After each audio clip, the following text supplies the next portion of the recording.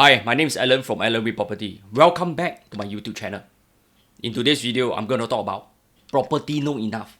Yes, you hear me correctly. I got this inspiration to do this video after watching a documentary show on SQ in-flight entertainment system when I was departing from Osaka back to Singapore. This show was about how Jack Neo filmed Money No Enough back in May 1998. There was a lot of skepticism that this locally made movie with a low budget will even be shown in the cinema. Well, it had become a real hit with Singaporeans. This also set the tone for the birth of the Singapore film industry. Here, I'm not going to talk about money no enough, but rather, I'm going to talk about property no enough. As you all know, Singaporeans have a love affair with properties. The more the merrier, the bigger the better. But how much is enough? Well, we are going to dig deeper into it. Here, let's go. Let's go into some numbers first. As reported by the Department of Statistics, there are 1.5 million residential dwellings in 2023. If you look into the chart in detail, the percentage of HDB stood at 72% or 1.13 million. The number of condos stood at 22.5% or 351,000. And lastly, landed properties stood at 4.8% or 75,000.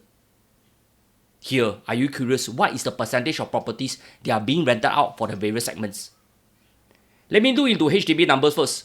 Based on HDB data in 2023, there are 39,000 rental transactions. Let's add another 50% since some may be signed with a 2 years lease. This means 59,000 flats or 5% of HDB flats are being rented out. That is why HDB flats continue to be a cash cow, commanding exceptionally high rental yield and occupancy rate. Then, what about private properties? Based on Seaview Singapore Residential Leasing February 2024 data, it recorded 82,000 private residential properties island-wide were rented out for the whole of 2023.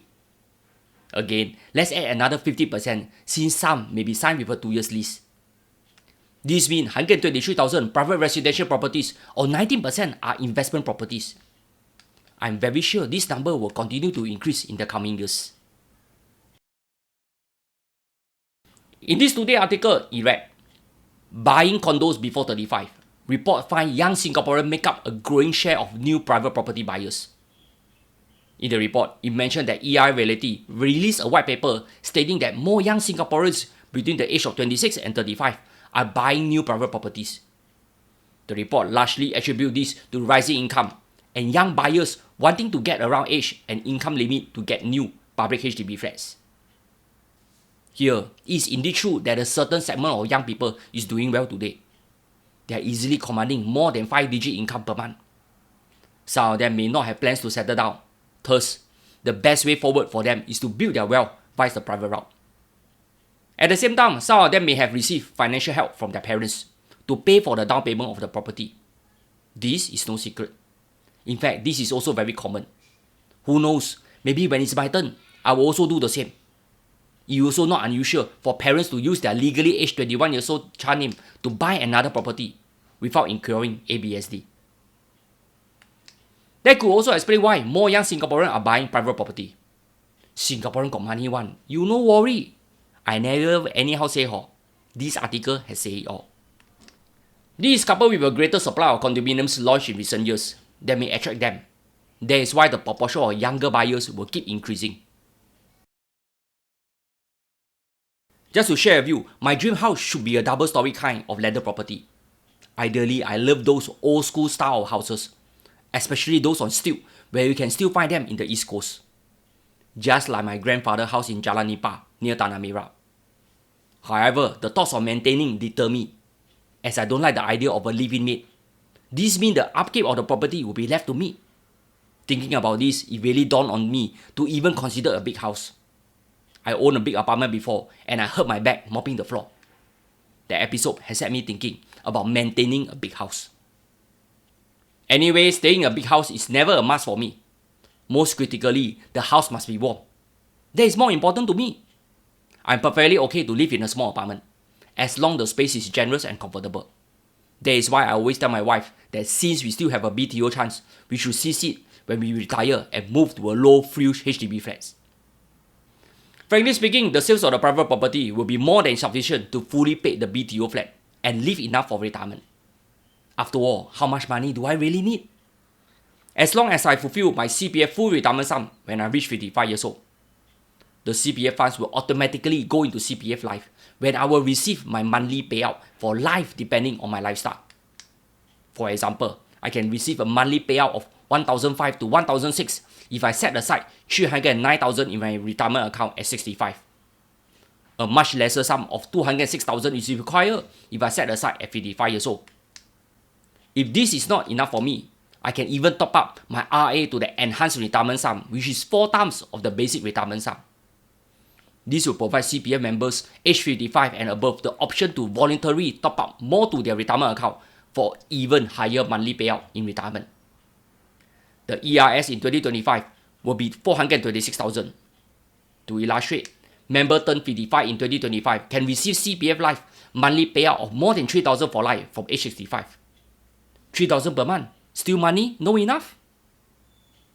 Anyway, I often ask myself this question. How many properties do I really need? Do I really need to own so many properties? Leave behind for who? Interestingly, just that day, my wife casually asked if we should leave behind 1 property each for more buyers. I mean, as of now, I don't have plans to leave any legacy behind. Really, unless I have tons of money, then that is a different story. Otherwise, I always believe in self-reliance and self-dependence. When they get married and find a good husband, I believe their spouse will take good care of them. Moreover, there is this sure win HDB BTO flat. I don't think I need to worry too much for them.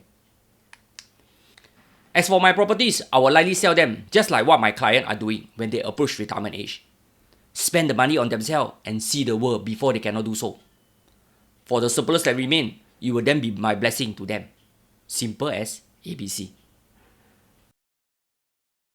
Here, I have seen many who are obsessed with properties. No doubt, I'm one of them too. However, I think we need to strike a balance between financial commitment and compromising our lifestyle just to own those extra properties. Having the extra properties give us more flexibility in our retirement plans. However, having said that, this doesn't mean that if you don't possess the extra property, you wouldn't be able to generate passive income for retirement. Not forgetting, CPF Life is a great endowment plan governed by the CPF board. Moreover, there are tax relief for CPF top-up. Anyway, I strongly believe there is more to life than property.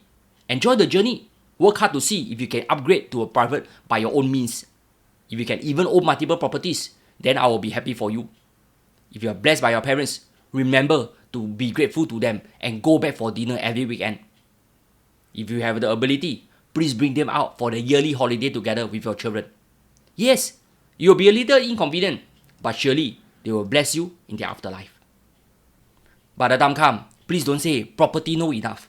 Some may be blessed until too many, until they need to pay ABSD for their 3rd or even 4th property.